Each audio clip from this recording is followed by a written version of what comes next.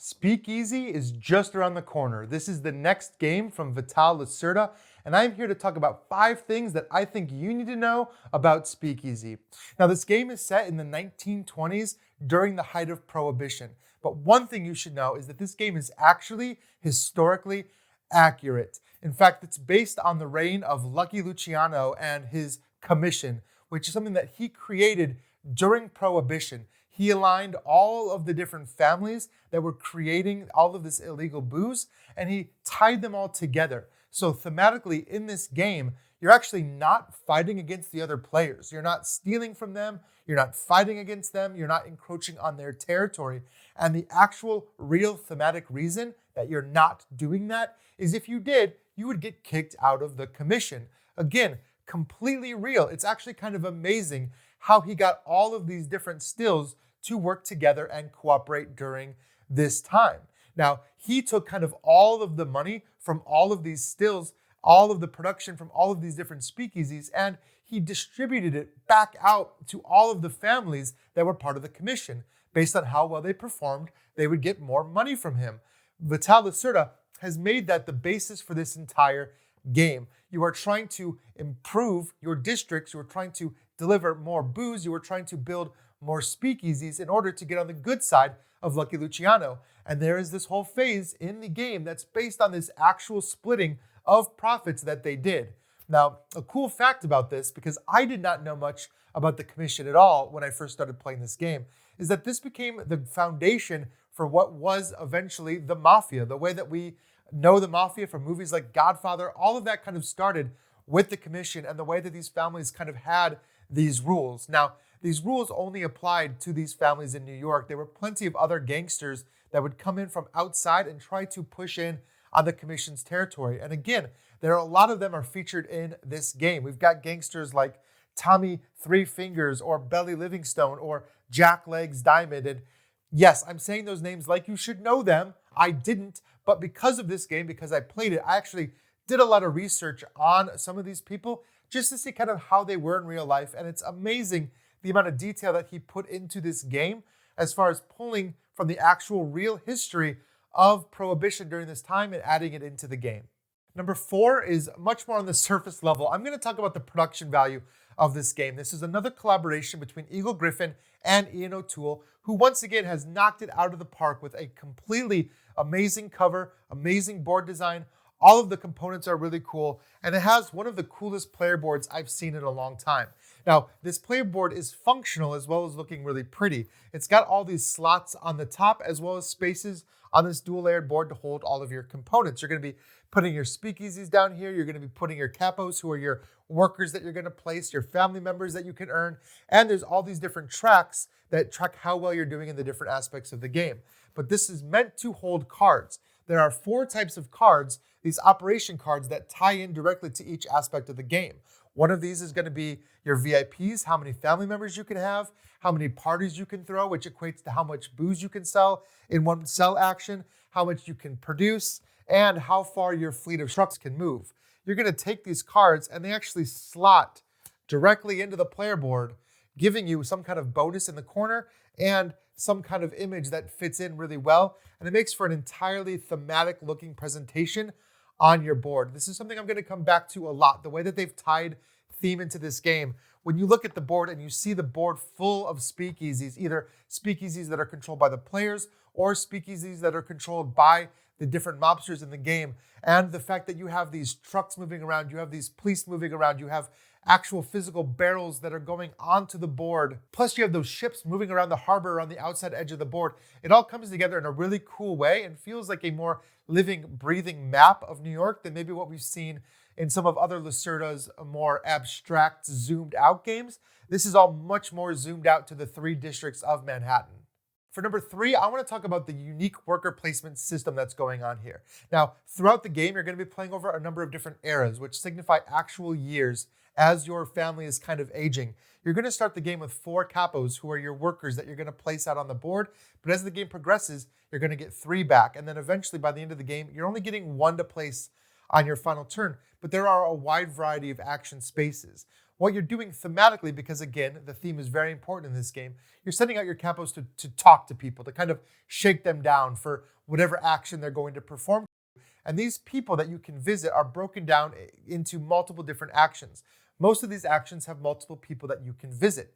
And the way this actually works in the game, when mechanically speaking, is when you go to take an action, you're looking at the two sections. There's a top and there's a bottom. One of these is going to be the same action for everybody that goes there. And you can see on the board, there's a big circle around this to denote that everybody that goes there gets that big action. Then either above or below that are 3 smaller actions, or maybe 2, depending on which location you're going to. That's going to matter which one of those that you place your worker on, you're going to trigger that bonus action as well. So in some of these situations, you're taking a specific bonus action and then a main action, or you're taking a main action and then a bonus action.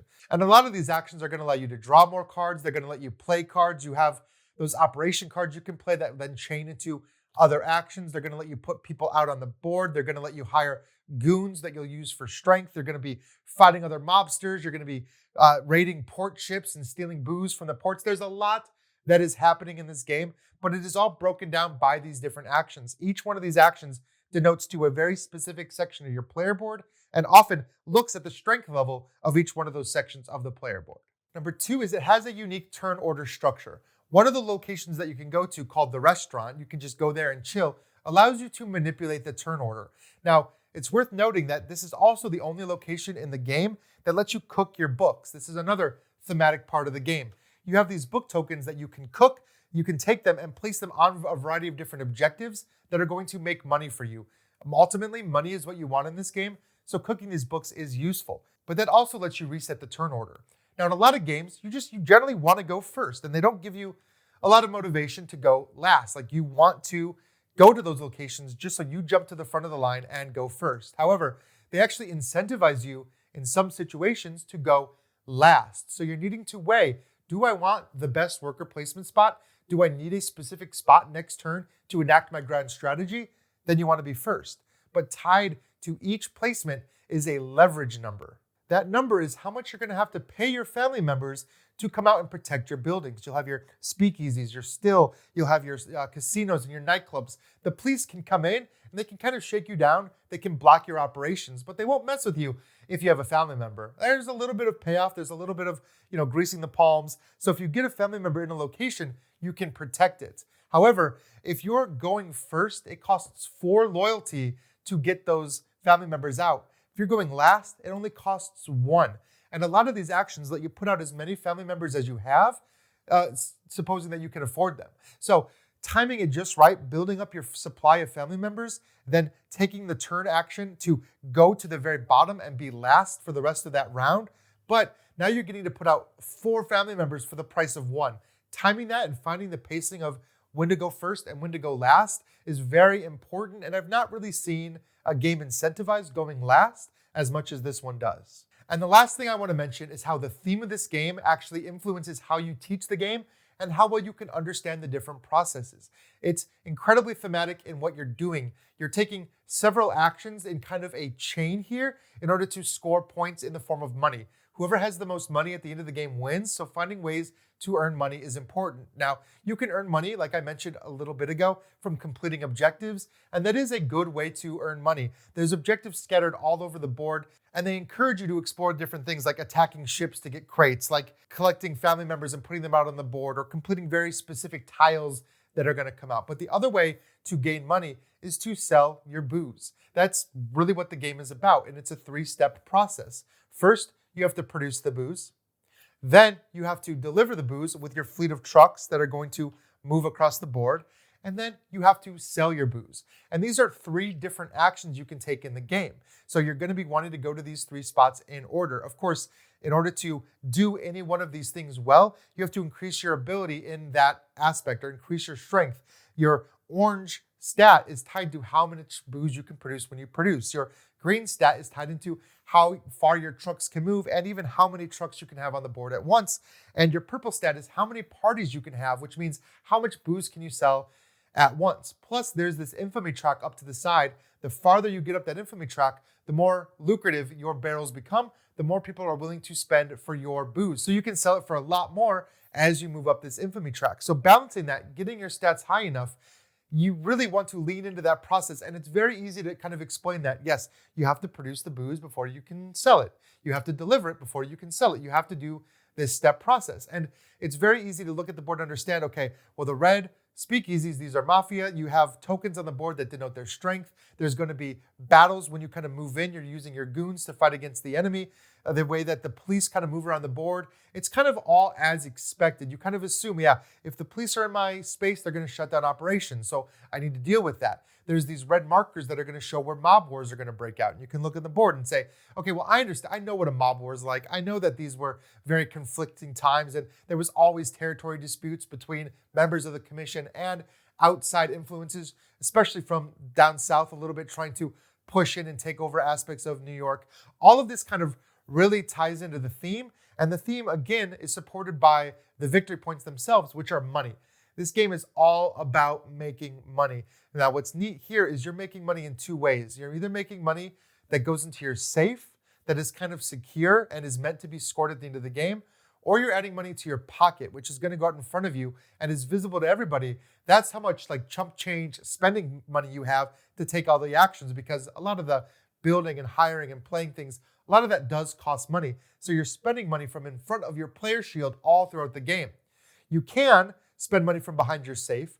You have to launder it. You have to pay somebody to launder that money to get it out of your safe and back into circulation. So again, that really leans into the theme. Plus, I think the board is kind of split up into these three different districts, the three different areas of New York, the east side, the west side, and downtown. It's all done with icons that are very easy to read. And again, everything kind of feels like you're living in that time period. The idea of moving these trucks around, of visiting these speakeasies, of dropping off these barrels, selling these barrels, having these parties, hiring in family members to protect your buildings. This is all kind of tied into real activities that took place in the 1920s. So with those 5 things in mind, hopefully you've learned a lot more about Speakeasy than you knew before it. And now that I'm done, for some reason, I really just want to go watch Boardwalk Empire. So thank you so much for watching. And until we see you again, make sure everyone has fun at the table.